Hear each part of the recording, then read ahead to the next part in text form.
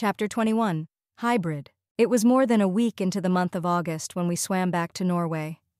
When I checked my email, there was a small heap of messages from my parents and Rachel, and, interestingly, one from Angela. I was so surprised to get an email from her that I opened it first. It was sweet and postcard-like. She was still in Forks for the summer and wanted to make known her hopes that I was having a nice time in Europe. I replied and told her what I could about Norway, Ireland, the UK, and Italy, and mentioned, since unless Charlie had told everyone she didn't know, that I had eloped and likely wouldn't be returning to school in the fall. I sent her 3 wedding photos that Alice had photoshopped to make me look pinker, and asked her if she'd do me the favor of notifying Jessica and our other friends. Then I tackled the emails from my parents. More of the same, really, but I dutifully compiled the recent tourism data for their reading pleasure. Renee was mostly adjusted to life in Florida, where my stepfather had gotten signed earlier in the year. She missed Phoenix, but liked Jacksonville pretty well, and was already cycling through the locally available diversions and hobbies. She and Phil were still getting along very well. Charlie, meanwhile, was starting to worry about Harry. Since he obviously could not be told what had really happened to his friend, and yet could also not be invited to the funeral that he'd expect to attend if Harry were dead, he was being fed a confused jumble of vague misinformation. I'd turned the Denalis's latest edition in mid-July. It was becoming awfully suspicious that in the weeks since, Harry had supposedly been visiting his aunt in Nashville, then become too sick to receive visitors but not sick enough to be in the hospital, then become well enough to go and see a cousin Charlie had never heard of who lived in Toronto. All of these plane tickets, of course, being paid for by the visited relatives. The Clearwaters were not especially wealthy, although Leah and Seth now had some access to pack money I'd supplied. Charlie didn't appear to suspect foul play. Billy and Sue both were making sure of that, but he was very confused. I assured Charlie in my email that Harry was probably just fine and there was no reason to worry. But I didn't know what long-term solution would work. If Harry were reported as a missing person so he could be declared legally dead later, Charlie would certainly look for him and could run into wolfy or vampiric things that he shouldn't see yet. Short of torching the Clearwater house while Sue and the kids were out of it and Harry was supposedly inside, to eliminate the need for a body. There was no other obvious way to give Charlie a satisfactory story. I toyed with the arson idea, but it would be too obviously staged if the family rescued their belongings first, and not all of those objects were likely to be of the easily replaceable variety. They would be unlikely to go for the idea. Next, I opened the emails from Rachel. 2 more wolves had imprinted. One, a teenage boy named Jared, had fallen instantly for a classmate of his who'd turned out to have a long-standing crush on him, so that was all sweet and convenient. Less sweetly, Quilla Tiara had imprinted on Emily's 2-year-old niece Claire, another macaw. Emily was still staying at the Clearwater house to comfort Leah, and had agreed to babysit Claire from that location, which was how Quill had gotten a look at her. Rachel added hastily that Quill was absolutely not sexually interested in the toddler, which was the only reason he still had all of his face attached. Apparently, imprinting wasn't necessarily sexual. The pack was assuming that when Claire grew up, she and Quill would be as happy together as Jared and his imprint, but for the time being, he was absolutely content to serve as an older brother figure. Rachel confided to me that he let Claire boss him around very indulgently, never tiring of her. Leah had at first thought that this might mean that Sam could come to think of Emily as a sister, so that Leah could have her fiancé back. Emily and Rachel had been all for this plan, and so Sam, supernaturally obedient to his imprint and his alpha, had tried. Rachel didn't doubt the sincerity of his attempt, but he'd failed. He was still in love with Emily. In a brief message, Rachel informed me that everyone in the pack was growing like a weed. Everybody 15 and up looks 25 years old and on our way to the Olympics, she told me. The younger ones look about 5 years older than they really are already, and they're catching up, and even the kids are completely built. Wolf form sizes still vary by age and size and human shape. I'm not the biggest, just the prettiest and the one who can boss everyone around. Rachel's next email said only, I think Emily is wavering. The next message said nothing more of Emily, Sam, or Leah, just told the stories of more imprintings. One boy I hadn't met, who'd been flown in during my drive to Denali, had apparently picked up on the maca pattern. His name was Victor, and he was really enthusiastic about imprinting. He and 2 like-minded friends had actually run north all the way to the Macaw reservation, while Rachel was asleep and unable to order them to stop. There, they'd wandered around looking at girls until Victor had imprinted on one. Thus, freed from his obligation to keep the pack's information contained, he told her everything, complete with a phasing demonstration, and actually convinced her to visit La Push and live with him until school started, although she would be obliged to go back home and finish her last year of high school in September. The other 2 hadn't imprinted during the excursion, and Rachel had resorted to alpha commands to prevent any more of that kind of foolishness. This hadn't prevented one other wolf from accidentally imprinting on a Forks girl who I didn't recognize by name or description. It did not escape Rachel's notice that all of the wolves who had imprinted were male. The dominant hypothesis, She'd written in her latest missive, is that we imprint on people who'll be able to pass on the werewolf gene. and all the female wolves had stopped having periods. Rachel passed this information to me clinically, but I could imagine that it wasn't being taken with such calm by all of the female half of the pack. With menstruation had gone the ability to have children, or so they strongly suspected. I could guess why, biologically, this would be the case. It would not do a fetus any good at all to be subjected to violent transformations between shapes. Small children with the gene couldn't activate. Presumably, they also lacked the ability in utero. Miscarriage would be inevitable. Male wolves, on the other hand, would be perfectly able to sire offspring. None of this was likely to ease the blow to the girls. I promptly wrote back. While they couldn't safely carry children, that wasn't necessarily a reason to suspect that all of their eggs were non-viable. Secrecy, including from my own family, was still important. But in a few years I could be in and out of medical school and equipped to personally do for the pack what Rosalie had done for me. If, in that time, discretion became unnecessary or impossible, then one of the existing Cullen doctors could handle the task. Individual wolves who, for some reason, valued the ability to bear their own children more than the ability to never age, could quit their wolves. At that point, they would probably pick right up where they'd left off, reproductive capacities and all. While I wrote my reply to Rachel, another email appeared. This one, surprisingly, was from Harry. He wanted to know how I'd become sure that I could handle being around humans. I sympathized with his impatience. Not only had he been thrown into vampirehood without warning, he wasn't getting along well with most of his coven. So I summarized all the tips I'd collected, my self-tests with my old human-smelling clothes, and the trial we'd devised with Niels. I gave him Alice's email address and a summary of her power, and suggested that he ask her to see if he'd be safe to try. Given a green light from her, all that would be needed would be for one of the long-standing Denalis to take David safely away, and another to bring in a Niels equivalent. I also recommended he get in touch with Ilario, whose contact information I realized I did not have. I poked my head out of the window, asked Esme, the first person I saw, for his email address, and added it in an endnote to my reply to Harry. I reminded him not to tell Alice or Ilario that he was Kilut, and further advised that he not even use his last name with them, lest Edward pick something up and recognize the family. Before I hit send, it occurred to me that everyone in my family but Edward thought that I'd spent my entire detour to North America simply hanging out in Quebec, less the time it had taken me to encounter, turn, and transport Harry. They'd assume he was Canadian. The Denalis and Edward thought that I'd brought Harry up from Seattle, which was still off, but too close for comfort. The Denalis knew Harry's last name, but not what it meant. Everyone in my own coven would know who the Clearwaters were, except Ilario and maybe Alice and Jasper. If Harry started emailing people other than me and his fellow Quiluts, some informational cross-contamination would happen.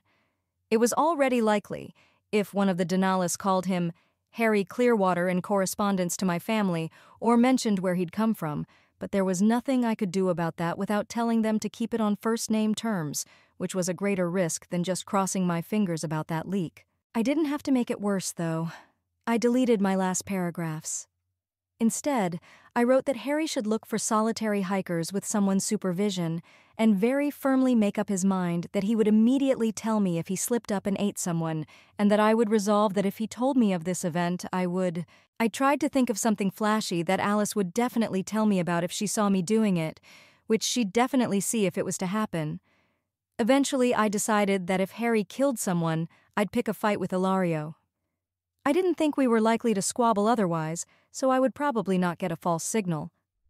But it was the sort of thing Alice would notice and try to head off if she saw it, while not being sufficiently bizarre behavior for a couple of newborns that I would be obviously faking. I explained to Harry that if Alice gave me this warning, I'd warn him in turn that his test wasn't going to go well and he should put it off. Then I hit send. My email thus taken care of, I went to locate Emmett and get another fighting lesson. Emmett started getting cocky after a couple of hours of flinging me into treetops and making Bella-shaped impressions in the ground, so I quit reining in my strength. I was trying not to depend on it since it wouldn't stay with me, but it was available for the time being as a tool to wipe Emmett's smirk off his face. I grabbed him and, holding him too tightly for him to escape, stuck him into the dirt headfirst all the way up to his knees. This made a spying Alice snicker. Emmett lost no time in wriggling his way out of the ground, but he was absolutely covered in soil and looked perturbed. "I'm a newborn," I reminded him sweetly. "Arm wrestle him," cried Alice. "I'll get you a rock to use as a table. Hang on." She zipped off into the woods and came back with a boulder 4 times her size. "Here."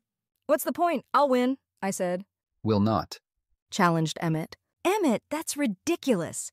I've been a vampire for less than 2 months. I'm sure you'll be able to beat me at any contest of strength you care to name this time next year, but now?" "Come on."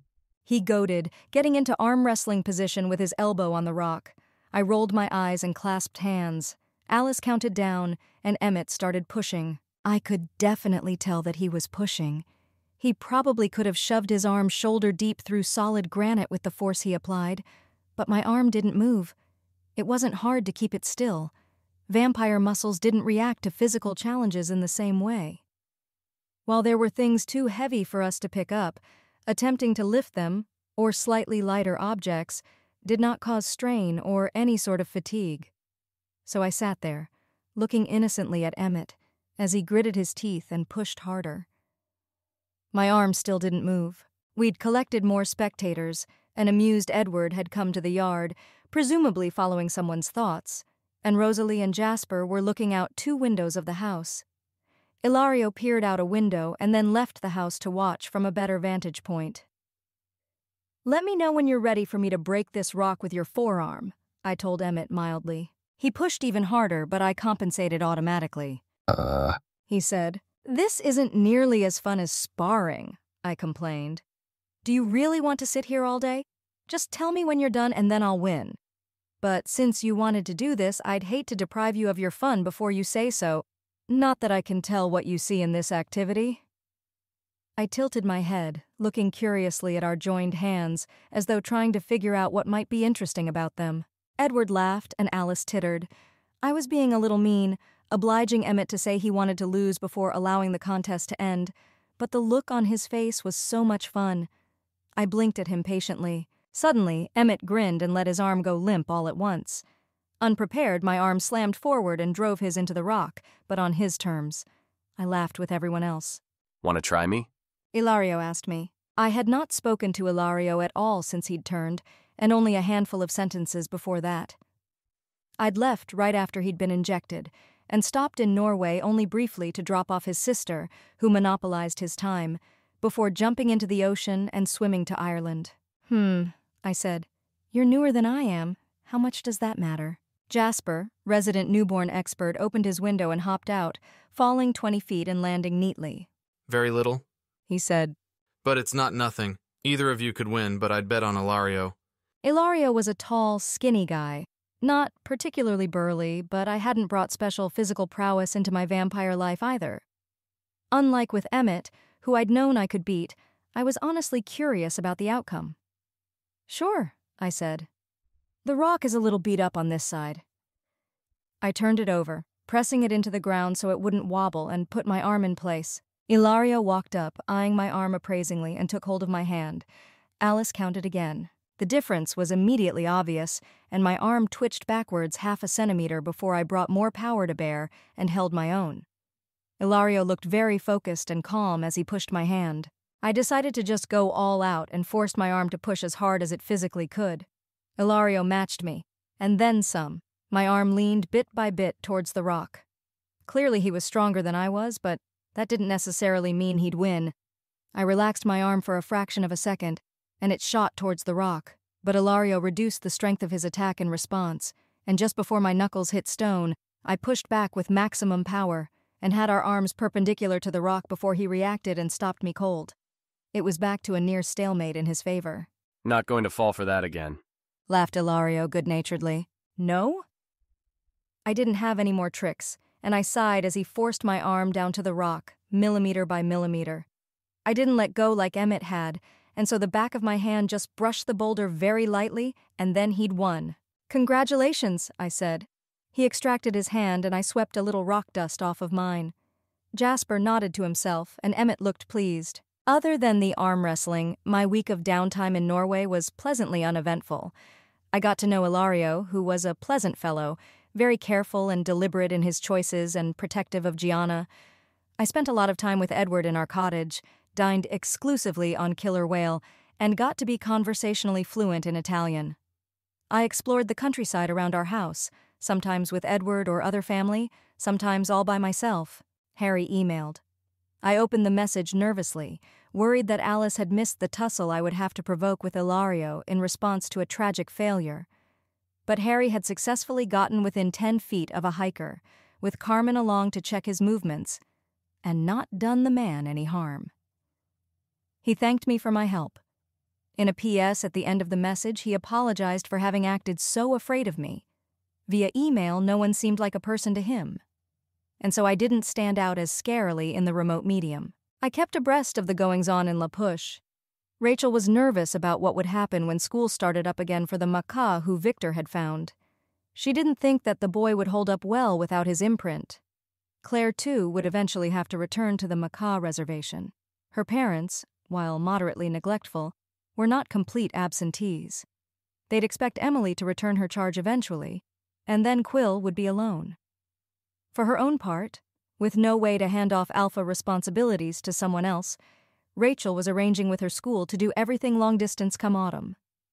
She might need to go to Spokane to sit exams at the end of each semester, but could otherwise expect to keep up while based in La Push. I found occasion to ask Carlisle what evidence beyond Maggie he had for Siobhan's witchcraft. It wasn't impressive at all. In fact, that was the strongest example he had. Every other case gave Siobhan lots of time to lay complex groundwork. I announced that I was in Siobhan's camp as far as the nature of her talent. She just planned well. Until she and Eleazar were in a room together and he said otherwise, or she pulled off something more impressive than getting Liam to put up with a new coven mate, there was no reason to consider her a witch. Carlisle smiled agreeably and said that this was fine, which frustrated me, but didn't seem worth having a long argument over. I went and watched Esme pour cement in the basement instead. After a week at home, as specified, I was ready to go to South America and hunt for half-vampires. I informed Edward of this, and he happily booked us tickets. A few hours later, we were flying over the Atlantic again, hoping to find out if our potential child was mythical or possible. I confess I have no idea how to go about looking for half-vampires, I told Edward in Portuguese as we walked away from the airport. I'd spent the trip studying the language, since we had no textbooks handy on any other tongues that the obscure tribes we could wind up talking to might use. Using translators would be ill-advised, given the sensitive nature of our search, but we could hire one to teach us a few words without explaining what they were for, and use them to elicit images in people's minds that Edward could examine. I don't have much experience with it either. He replied in the same language. That's why we landed in Manaus instead of Rio. I thought we could start by finding the Amazon Coven and asking them if they know anything. Humans who believe in vampires might not want to talk to you and me, although if we dead end with the Amazons, we could try coming back with Gianna and getting her to ask for us. Oh, that makes sense. Tell me about the coven, I invited. The Amazons were 3 women, all unmated, who formed an unusually close coven and were rarely seen apart. Zafrina, the leader, was an illusionist. Though limited to vision and unable to affect other senses, she was still very powerful and could compose entire scenes to supplant whatever input one's eyes would normally supply. Edward expected me to be immune to this talent. The other two, Senna and Kachiri, were not witches. All three of them were on the order of 500 years old, as they reckoned it. They'd been turned separately, departed from their creators separately after maturing, and then found each other a few years later. While they were not the only vampires in South America by a long shot, or even in Brazil, they did have more or less undisputed run of the Amazon River and its environs. Edward assured me, though, that Zafrina was sufficiently confident in her ability to turn a fight to her advantage that they could afford not to attack intruders on sight, even unexpected ones. They did not hold with modern technology and could not have been called ahead of time. They'd recognize him and be willing to be introduced to me, and if they couldn't or wouldn't help, they'd let us leave peacefully. The rainforest was not a location notable for its transportational infrastructure, so we were on foot, with a modest amount of luggage carried in backpacks and wrapped in plastic to keep the rain off it. The constant rain had the effect of making it very difficult to track by scent. We could smell things that had been nearby recently, but figuring out where the coven had been and which direction they'd gone since was near impossible. It took us 2 very scenic and damp days before we finally found them, during which time I improved my Portuguese considerably and learned to identify a wide variety of native wildlife. I also ate a jaguar, which was okay. When we located the 3 women, they were in the middle of eating.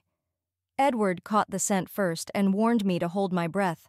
I was still untested with regards to the smell of fresh human blood. He didn't look terribly comfortable himself either, and quit breathing once he had the direction.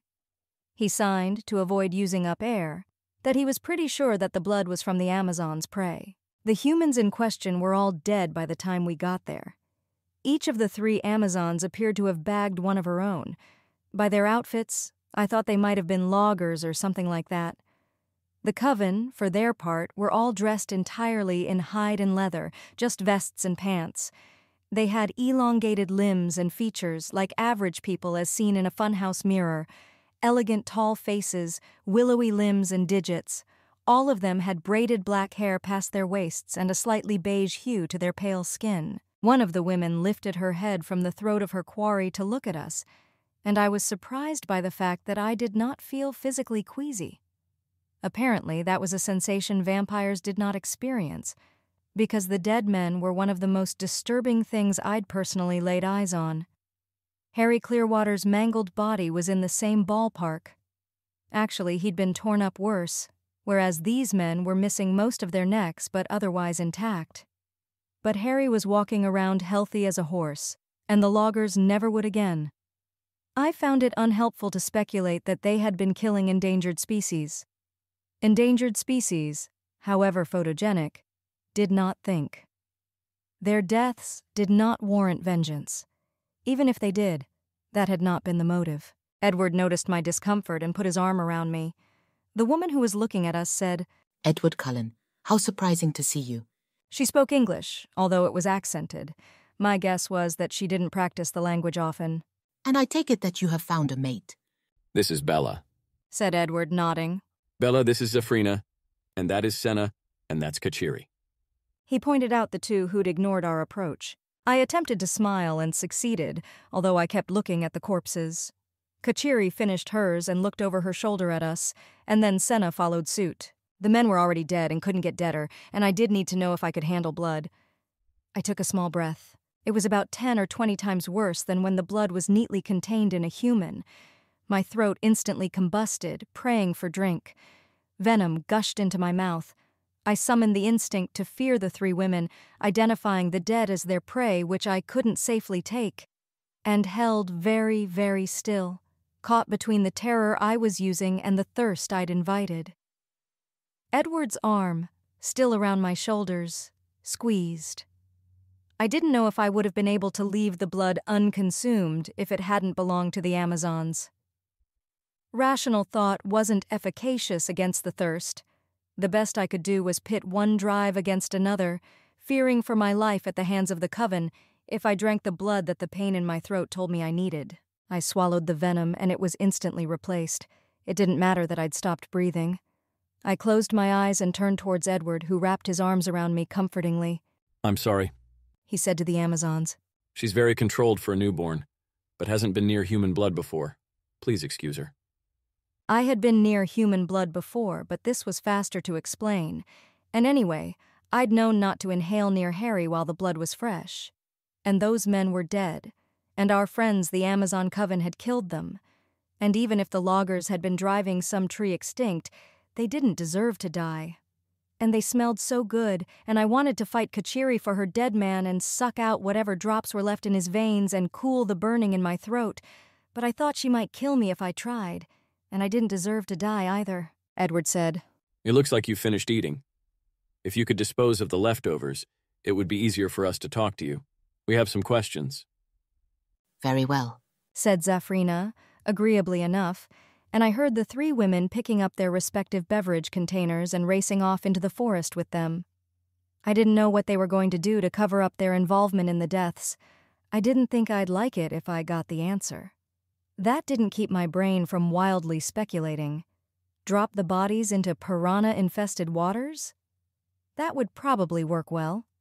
Fling them into some slash-and-burn farm that was in the middle of the burn phase?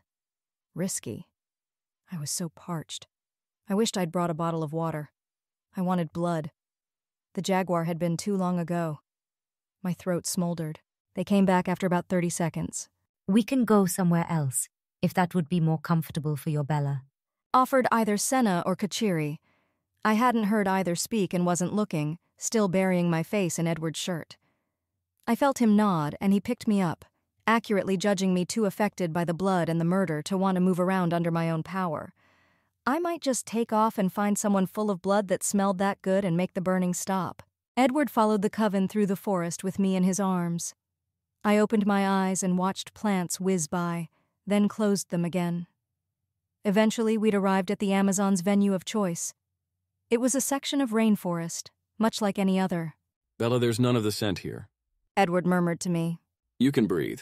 I breathed again and set my feet on the ground where they held me up quite satisfactorily in spite of my ongoing distress. No one seemed to expect me to talk, which was good. What did you visit us about then? Asked Zafrina. Edward related the story of what he'd learned after our honeymoon had been cut short from the Takuna Indian woman who'd heard of half-vampires. Bella had some eggs taken from her before she turned. He told them. Then he had to explain what eggs were to the scientifically uninitiated coven. The upshot is that if half-vampires are possible, a human woman could bear a child. That is both mine and Bella's. He concluded. I've never heard of this truly happening, said Zafrina skeptically. Of course there are stories, but there are stories about anything and everything. Only a handful are true. It may be a fruitless search, acknowledged Edward. We're prepared to devote some time to investigating anyway. We know that Takuna have legends about half-vampires. Who else might know something? Zafrina listed a half-dozen tribes. Kachiri chimed in with a few more, and I concluded that it was her voice that had offered the change of location. Senna was quite silent. Zafrina remarked after about 10 peoples with half-vampire stories had been suggested. It surprises me that you, golden-eyed still, would let a human die to get your child. No, I said at once. Not if it will kill her. We want to find out if there's a way she could live through it. Ah, she speaks, said Kachiri. But the stories never say the mother lives. But the stories are old, I said. Medicine has gotten much better. 40 years ago, my eggs couldn't have been harvested as they were. Perhaps the last half-vampire born is 200 or 300 years old, and his or her mother could have been saved with something that was invented since then. We only need to find out what killed her to make a good guess about that. If she existed at all, said Zafrina. As I said, Edward. It may turn out that we're looking for something that isn't there. But we want to try. Are there vampires that live closer to the tribes you mentioned, who might talk to us and might know something more concrete? Kachiri gave the usual stomping grounds of 2 vampires, both of whom traveled alone and would be therefore unlikely to attack the pair of us, although she didn't vouch for their helpfulness and remarked that she and her coven had only met each briefly. They'd run into each other, come to an agreement on their respective territories, and then never noticeably encroached again. They had nothing else useful to tell us, so Edward courteously caught them up on the latest Cullen family news and then excused us. I fought the mental image of those dead men into the farthest recesses of my mind and followed him as he took off at a run through the rainforest. One would expect, even given no detailed information, that it would be very difficult and time-consuming to find nomadic vampires one has never met who are not trying to be easy to find in a continent as large as South America. One would be absolutely correct. We tromped around the suggested locations for almost 3 weeks. During this time, Edward filled in the large gaps in my Spanish, so I could get along in the non-Brazil countries. We went sniffing in uninhabited areas for vampire scents and passed through population centers for Edward to catch thoughts of suspicious disappearances. Finally, we ran into a vampire who could have been one of those Kachiri described in the middle of the Chilean Andes. She was a small, nervous-looking woman with a long black braid and the same off-white tinge to her skin that seemed common to vampires made of non-white humans. We caught just a glimpse of her from a distance before she disappeared over a mountain, apparently spooked. "Did you get her name?" I asked Edward as we followed the path she'd taken over the rocks. No. He said. If I keep her in range, it's sure to come up. He ranged a little ahead of me, pitting his speed against the other vampire's familiarity with the territory and head start. Hoylen. He shouted after a few seconds. That was presumably her name. He continued in Spanish. Hoylen, we don't want to hurt you. We just want to talk. She paused, clinging to a mountain peak, ready to escape if we made any threatening moves. I caught up to Edward. "Please talk to us," I called in the same language. Since she'd stopped, I thought she probably knew Spanish. "How do you know my name?" she demanded in a high, clear voice that carried easily through the mountain air. "Come talk to us and we'll explain," I replied. "I can hear you from here," she said. "You'll run away again as soon as you aren't curious anymore," I retorted. "Please come here. We won't hurt you." Hoylen crept down the mountain cautiously. Edward and I held still. "Who are you?" she asked. My name is Edward. He said. And this is my wife, Bella. "And how do you know my name?" she asked again. Edward explained his ability, which made Hoylen even more nervous, although she didn't run away again. "What do you want?" she said when he'd finished accounting for his knowledge. "We're trying to find out if half-vampires exist," I said. Hoylen stared at us, and then Edward said abruptly, Who was that? She hissed and turned to run, but Edward chased her. I followed, but Hoylen was scrambling over the mountains with practiced efficiency, and Edward was charging after her very fast, so it was all I could do to keep them in hearing distance. Hoylen, wait. Pleaded Edward. We don't want to do you or him any harm. Please. She didn't answer him, just continued to clamber over the terrain at high speed. I wondered what Edward would do with her if he caught her. I saw them going diagonally over a slope off to my left, and I pushed off from the ground with all 4 limbs, leaving gouges in the rock and hurtling towards them. I landed in front of Hoylen and she veered right, but the course correction was enough to let Edward get around and cut her off. She stopped again and shrank into herself, making a small noise. Hoylen, we don't want to hurt you or... Now well. But it's important to us to find out about half-vampires, said Edward. Why are you so afraid? "Your eyes," she murmured. What are you?" Patiently, whether because he was truly patient or because Hoylen's thoughts were providing satisfactory information, Edward explained that we were vampires, but did not eat humans. Hoylen seemed only a little surprised by our animal diet, although it struck her as odd that this would affect eye color. "Why do you want to know about the demon's children?" asked Hoylen harshly. The way she said it, it was as though she had some specific demon in mind and specific children. "When I was human," I said, approaching, "eggs were taken from me. We have a human friend who has agreed to bear my child, but we want to know if the child could be Edward's too." "Your friend will die," spat Hoylen. We would like to meet your nephew, Hoylen, murmured Edward gently, and hear the whole of your story. Hoylen's nephew Nawel was definitely not a vampire. His skin was a richly saturated brown, dark and warm, and his eyes the same. He wore his hair like his aunt's, braided, but it was a bit shorter. He had vampirically perfect symmetry and was quite beautiful, but he didn't move quite so gracefully, and while I didn't see him run or lift weights, my estimation was that he would not be quite so fast or strong either. But it was close. The real giveaway was the heartbeat. Nawel's heart thrummed at a speed I'd never heard a human's manage, although it was slower than mine or Harry's had been at the final moments of our turnings. He was also warm, about the same temperature as a werewolf, and smelled somewhere between human and vampire. Not like food, but pleasant. He lived in a tiny house high on a mountain, which would be difficult for humans to access, but not impossible. It was not too far from there to the city of Santiago de Chile, whence the vampire who went by Santiago apparently hailed. Huilin didn't live with Nahuel anymore, although she had raised him and visited frequently. My sister is dead, of course. She explained, sounding angry. She was so pretty. Our parents named her Paya for the snow on the mountains, but she was too pretty and the Libishoman wanted her for himself. I assumed the unfamiliar word was a legendary term for vampire. She told me in confidence that an angel had taken her for his lover, and I knew it was no angel. She was covered in bruises. I suppose he didn't take any care with her. I warned her, as if the injuries weren't warnings themselves, but she didn't listen, like she'd been bewitched, and she told me she was carrying his child. This was how long ago? Asked Edward, studying Nahuel's youthful, lovely features. The half-vampire blinked back at him mildly. 150 years, give or take, supplied Nahuel. His voice was clear and gentle. I grew very fast but stopped when I was 7. Haven't noticed any change since. Amazing. Edward murmured. Do go on. He added to Huilin. I knew everyone, even our parents, would want the child dead and Paya with him, if she were found to be carrying the demon's spawn, and I couldn't lose her. Explained Huilin. I went with her into the jungle.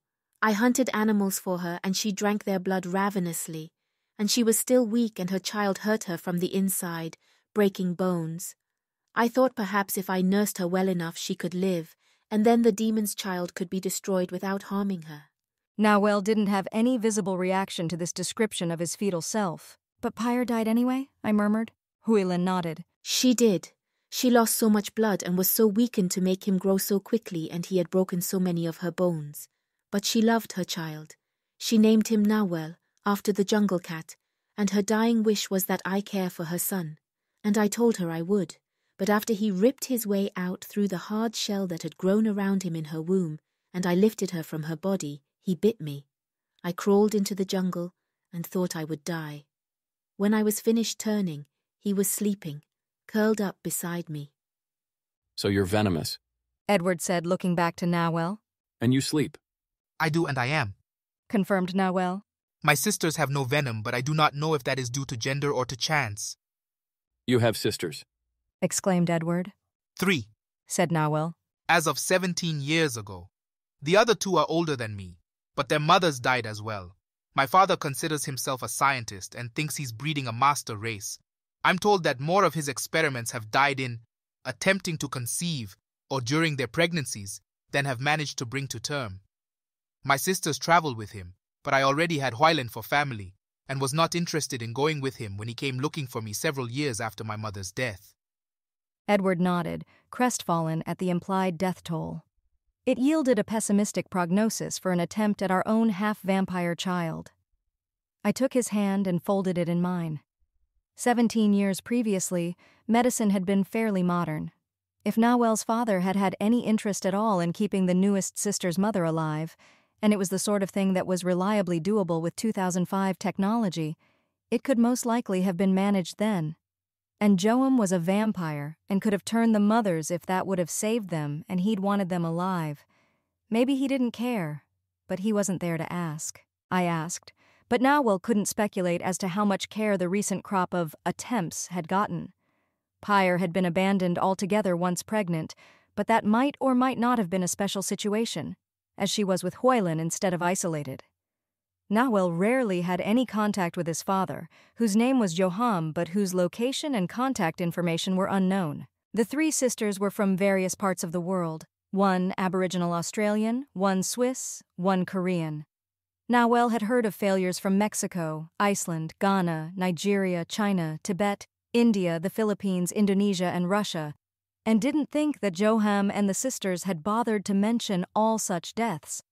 So Joham clearly had no geographical pattern that we could use to predict his movements.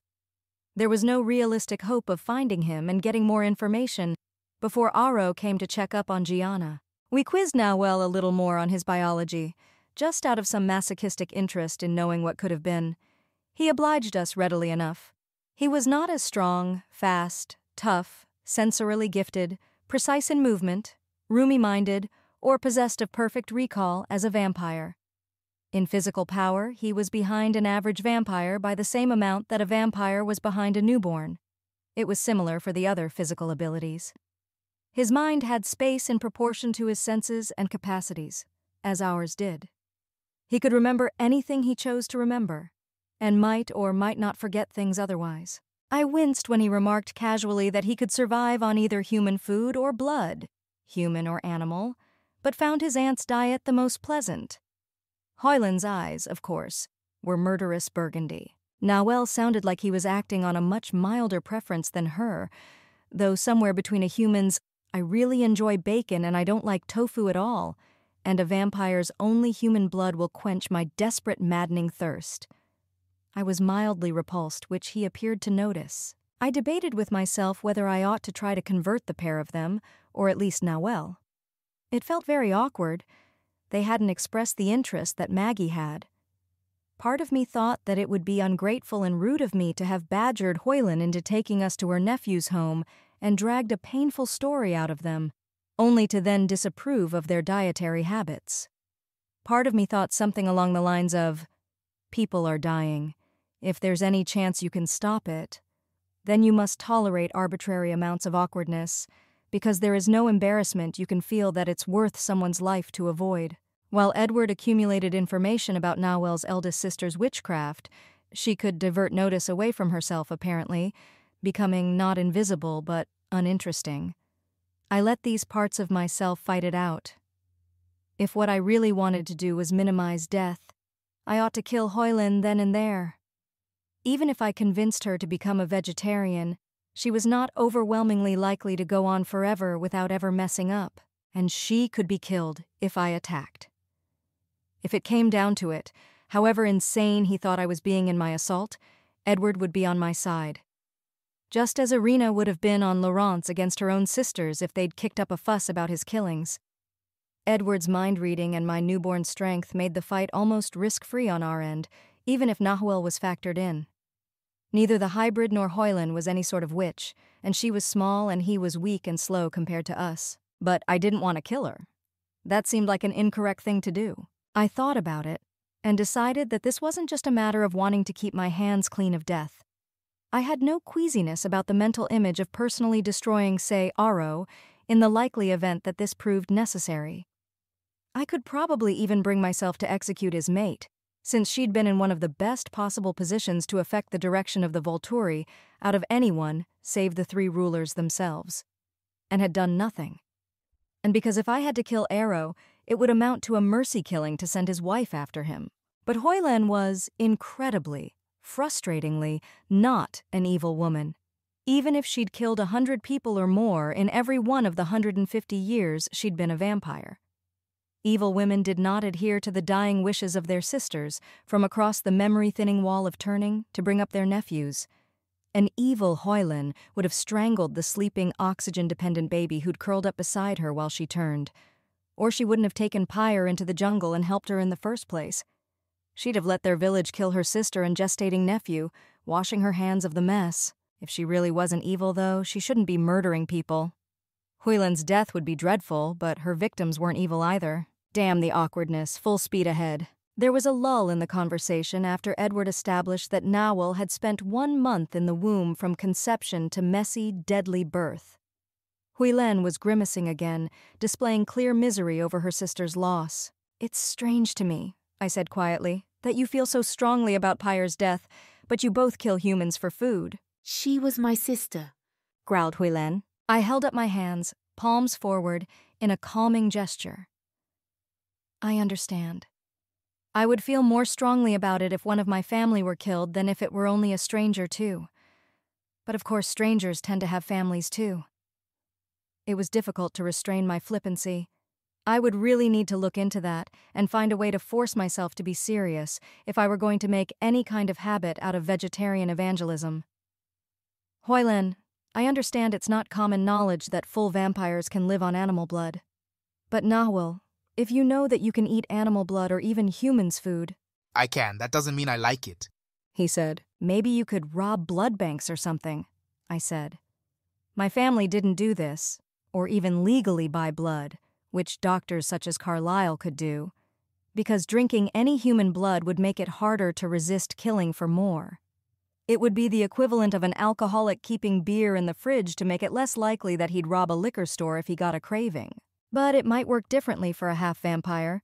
He'd tried animal blood and human food long enough to know that they sustained him, for one thing, which I didn't think vampires had a history of doing on their own save Carlyle. And Huilin was already killing people. If they started drinking blood without murdering to get it, they might develop opinions of themselves that were more consistent with vegetarian diets and move in that direction on their own. Maybe. Or at least they wouldn't be first up against the wall when the revolution came. They'd have a little warning. Nawel looked vaguely interested by the suggestion, as though he might try it the way he'd tried other nutritional regimens. Huilin, less so. I let the conversation drift away, frowning to myself. We visited with the hybrid coven for a few more hours, picking up minutiae we couldn't use about Nawel and sharing trivia about ourselves. Edward seemed inclined to count them among our non-vegetarian friends as we departed. This was reasonable enough, considering that non-vegetarian wasn't a disqualifying feature. It seemed to make him feel better about having learned that Gianna couldn't hope to live through a half-vampire pregnancy. I let Edward continue to teach me to be a polyglot as we went to the nearest airport, but my mind wasn't on linguistics. I was thinking about death. It had to go. It's a reasonable assumption that Joham wasn't trying to keep the women alive. Edward said tentatively during the flight to Norway. If he's trying to breed a master race, he could consider it a sign of bad genes or something, if one doesn't survive. Possibly, I said. Maybe even probably. If it mattered to him that much that they were dying, he would have called off the experiment hundreds of years ago. But we don't know how to find him and check. We can stall for a few months and see if he visits Nawel in the available window of leeway and is willing to talk to us. But we can't tell Gianna we want her to carry a kind of baby that no one has ever lived through carrying unless we have some good information that says she will be okay. You're right, sighed Edward. I think it's safe to delay until January, maybe even February, I said, patting his arm. Just in case. Maybe you could look for him without me along so Alice could be of more help? Texts and emails from Rachel were frequent enough, and apparently affected my decisions enough, that there were still irregular blank spots in my future that Alice couldn't see. She'd been unable to provide advance directions regarding our hunt through South America, or it wouldn't have taken us half of August and the first week of September to conduct the search. Maybe, he said, although he didn't sound very hopeful. I was tempted to say something about how being a vampire was better anyway, and a human child could turn into a vampire adult one day, where a hybrid most likely couldn't, and vampires had various advantages over half-vampires. That was just sour grapes. Edward had wanted, and I had wanted, our baby. Of course, we'd loved the stranger's child, but it wasn't the better outcome. Half-vampires weren't deficient in some vitally important way. So what if I could beat Nawel up if I needed to? He was still unaging, still stronger and faster and smarter than a human, and there were hints that he didn't have the vampire struggle with blood, which was an advantage. Besides, half-vampires could be witches like the eldest sister, and good witchcraft could balance any losses in other areas. So instead of inventing that reassurance, I leaned against Edward, exchanging comfort that didn't rely on rationalizations.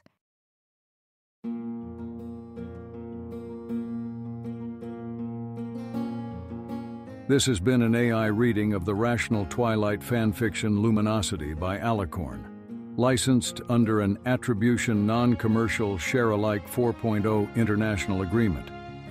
If you wish to support this AI reading and others like it, please visit patreon.com/AskWhoCastsAI, where we are releasing episodes 4 weeks in advance of the regular feed. Thanks for listening.